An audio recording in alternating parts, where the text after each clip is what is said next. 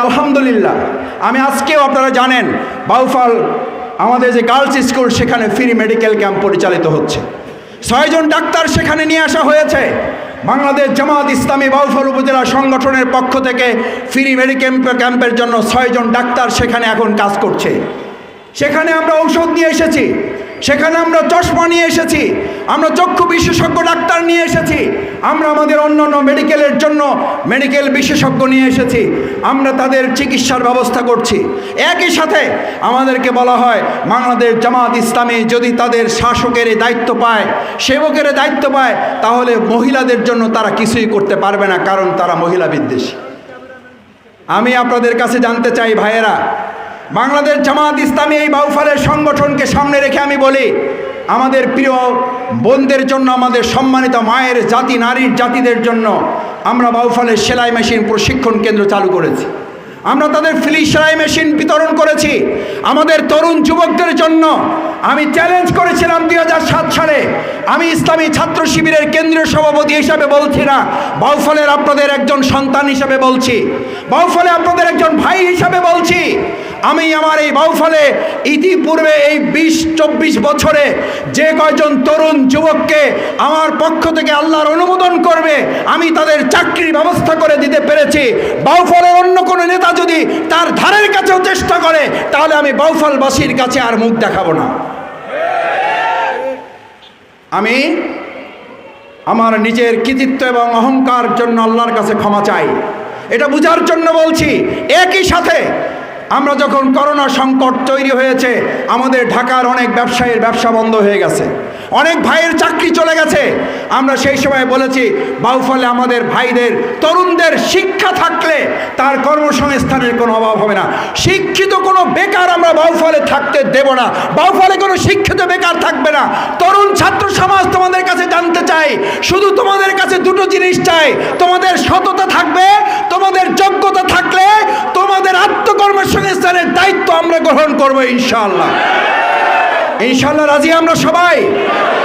আমাদের শুধু দুটো জিনিস দিতে হবে, তোমাদের কাছ থেকে, তরুণ শিক্ষিত প্রজন্মের কাছ থেকে আমরা সততা চাই, আমরা তোমাদের কাছ থেকে দক্ষতা চাই। সৎ এবং দক্ষতার যখন সমন্বয় তোমাদের মধ্যে হবে, আমি আমার প্রিয় বাউফলের তরুণ যুবক, এই শিক্ষার্থী জনতার কাছে আমি স্পষ্ট করে বলে দিয়ে যাই, আমার এই তরুণ শিক্ষিত যুবকদের জন্য আমরা আত্মকর্মসংস্থানের ব্যবস্থা যেমন করব, একই সাথে আমরা আমাদের এই প্রিয় বাউফলে তাদেরকে স্ব উদ্যোগে কিছু ব্যবসা বাণিজ্য, চাকরি বাকরি প্রতিষ্ঠান করারও আমরা ইতিমধ্যে উদ্যোগ নিয়েছি। আলহামদুলিল্লাহ এগুলো বাস্তবায়ন হবে। সম্মানিত ভাই এবং বন্ধুগণ, আমরা একই সাথে আমাদের এই প্রিয় বাউফলে মসজিদ ভিত্তিক টিউবওয়েলের ব্যবস্থা করে দিচ্ছি। আমরা আমাদের প্রিয় বাউফলে মসজিদ ভিত্তিক আমরা অজুখানার ব্যবস্থা করে দিচ্ছি। আমরা শুধু মুসলমানদের চিন্তাই করি না, কারণ কোরআন এবং ইসলাম শুধু মুসলমানদের জন্য আসে নাই, এসেছে গোটা মানব জাতির উদ্দেশ্যে। আমাদের হিন্দু ধর্মাবলম্বী ভাইয়েরা এখানে অনেকে এসেছেন, আমি আপনাদের আন্তরিক কৃতজ্ঞতা জানাই, আমরা আন্তরিক ধন্যবাদ জানাই, আপনাদেরকে অভিনন্দন জানাই।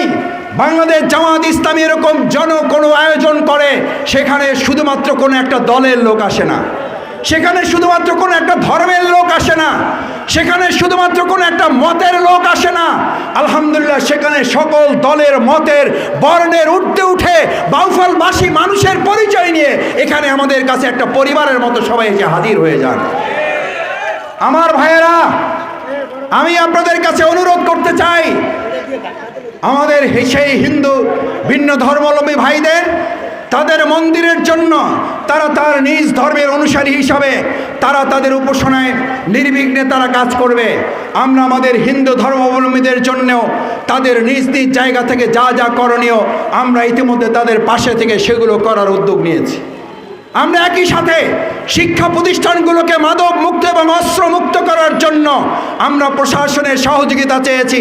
আলহামদুলিল্লাহ আমি প্রশাসনকে ধন্যবাদ জানাই যে ইতিমধ্যে আমাদের তরুণ যুবকদেরকে অস্ত্রমুক্ত করে, মাদক মুক্ত করে, অস্ত্র এবং মাদক মুক্ত বাউফল করার জন্য ইতিমধ্যে কাজ শুরু হয়েছে।